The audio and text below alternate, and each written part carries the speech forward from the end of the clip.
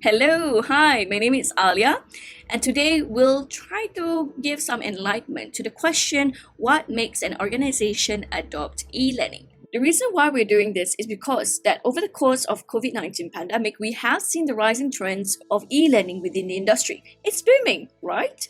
So let's explore and learn about the perspectives from the different ecosystem players. Let's understand what are the factors influencing the adoption of e-learning and what are the challenges of adopting e-learning that has been faced by the stakeholders in the educational ecosystem.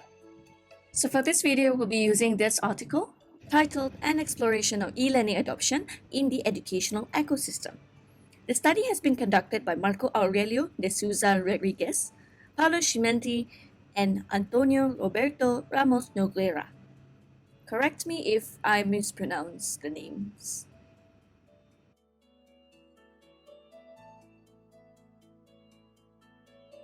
First and foremost, do note that the study is based in Brazil. It has interviewed 58 people that are stakeholders within different educational ecosystems. They have initially identified 17 categories or factors influencing the adoption of e-learning from literature review. After the interview, they have concluded that there are 10 categories or factors that influences the adoption of e-learning. First and foremost, it is information control, a merge of control over intellectual property and privacy, things like questioning the identity of the actual person taking the exam behind the screen, or concerns about sensitive information leaks through e-learning platforms.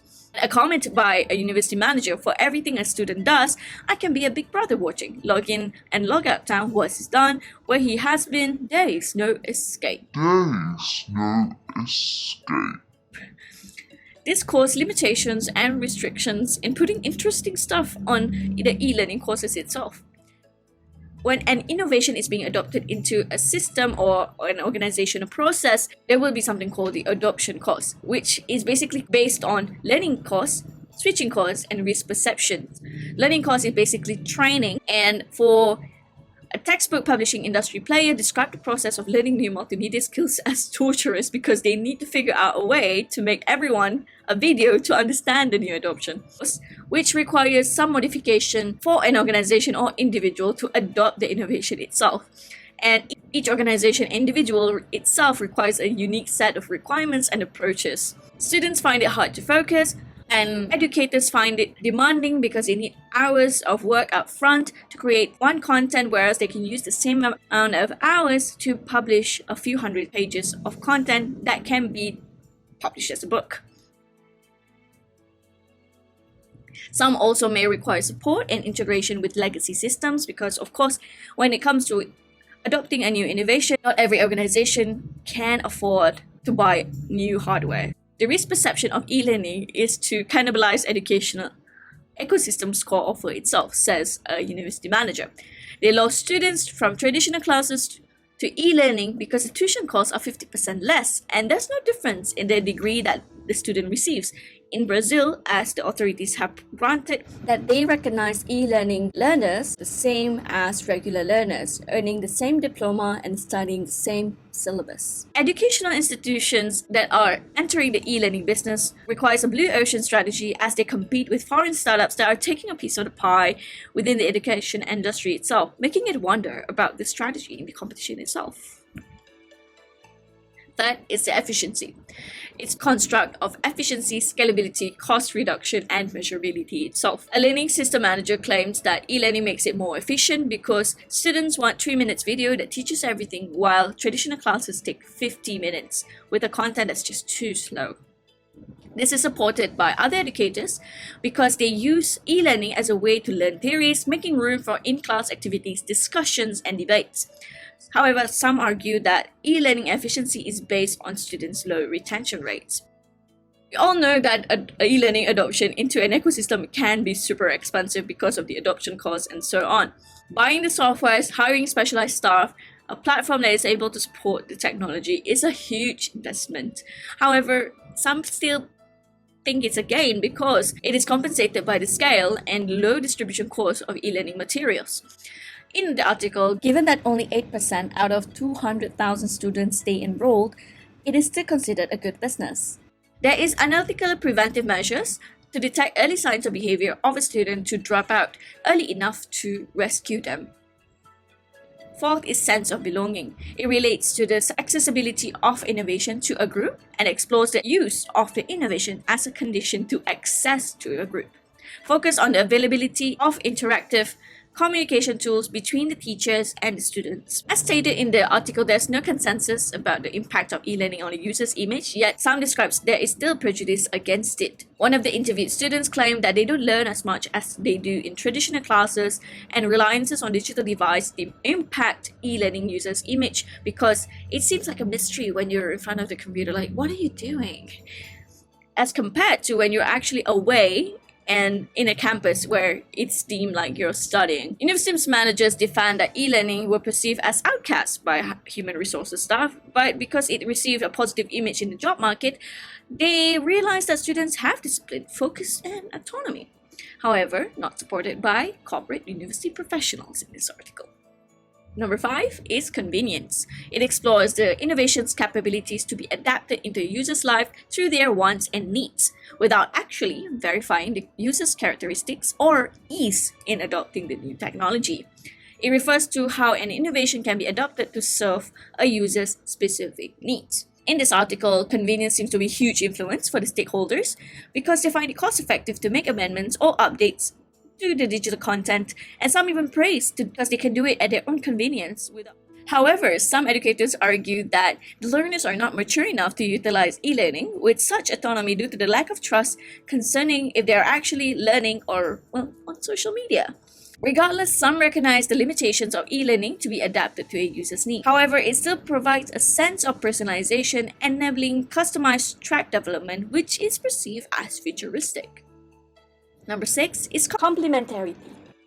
It's a construct of complementarity and compatibility, investigating the capabilities of an innovation to lure in complementers or third-party tools and apps, exploring the ability of innovation to integrate itself with legacy systems. Many stakeholders in the article mentioned that e-learning platforms is more valuable when it is connected to third-party tools and apps as it provides more capabilities to use to their full potential. For example, embedding content from external sources. However, some editors find the experience complete opposite because some tools requires payments and licensing, and to do a simple task like embedding a song to a digital textbook can be super costly, making the entire platform impractical due to the lack of existing tools available.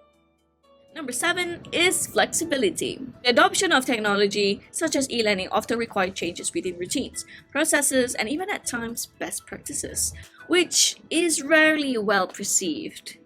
For instance, an educator will not gain from the mass production of educational content, but rather for the number of students enrolled. Hence, some perceive that e-learning adoption may require a business model change, migrating from mass production fixed price model to a more personalized learning experience where the price varies accordingly. However, this has yet to be proven to be tried or worked, as mentioned in the article. It is agreed that educational content has somehow become more accessible due to the digital technologies and digital platforms available today, disrupting the university's business model as more people are questioning the educational institution's diplomas. A university manager shares a concern whether how long would it take for people to pay for a piece of paper written graduated within the 10 years or so. Fitting the mental described by Day and Shoemaker, incumbent traps a behavior that is similar to the sticking to the familiar trap, causing the tendency to bat on the current technologies rather than pursuing and embracing the innovations. This can be observed in many stakeholders of varying backgrounds and ecosystems. Students, editors, even learning system managers and corporate university managers. Some are describing they are pressed to get quick results due to the high cost from the adoption, and despite delivering good e-learning content, there is still a lot of resistance against it. Number 8. Institutionalization. It refers to the set of objectives outlined by the group, influencing the innovation adoption based on information sharing and shared vision within its members. Based on the article, it is not deemed very strong because the lack of unified vision and information sharing has had the educator and institutionalized managers describing the reluctance of sharing information and experiences and causing the slow immersed adoption of e-learning within their own ecosystem. There's to an extent that one syllabus is not even finished throughout the development. Number 9 is the infrastructure. It is the degree to the extent individual believes in the organizational and technical infrastructure is established to support the use of the system. Some express dissatisfaction towards the country, which is Brazil, internet service provider, claiming the lack of reliable internet connection has decelerated the e-learning adoption. Advanced features like videos, interactivity, and personalizations have been discarded, resulting advanced features like videos, interactivities, personalizations have been discarded.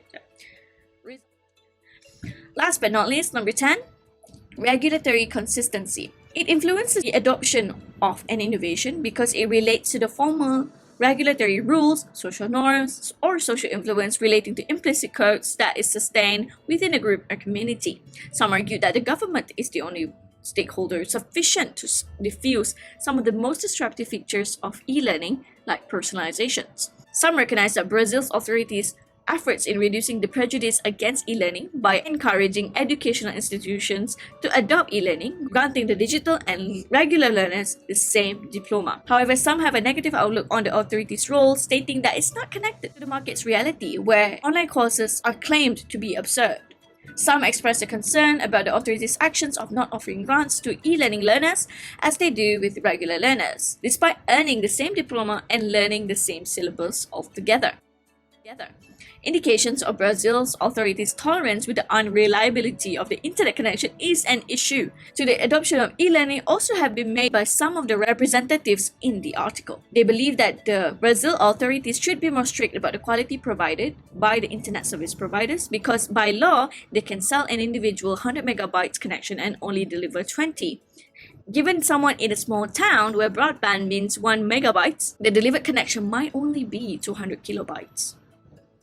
And of course, every article needs to be critiqued, and hence, I must say, the article itself is quite systematic and well organized, well written as well, because there's so many representatives from the different stakeholders and from different education systems overall, yet they still manage to successfully represent each individual respectively and anonymously.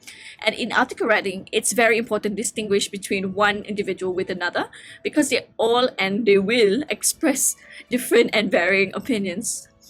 And due to the respect of their privacy, they only list out the rules within the education system, followed by their organizational ID and type of ecosystem stakeholder. The authors of the article also have clearly stated that they want to deliver and use easy language for the readers to follow through the study. However, there are some weaknesses that I can't look away from. There are no details on the questions that have been asked. Despite being systematic and well organized in general, the authors have left out the questions that were asked to the stakeholders. It is true that there are 70 constructs that have been identified through the literature review and utilized for the study later to identify the 10 general constructs which influences the adoption of e-learning. Right. However, without the general questions being outlined, it's quite difficult to determine whether or not this study being conducted is biased towards or against e-learning in general.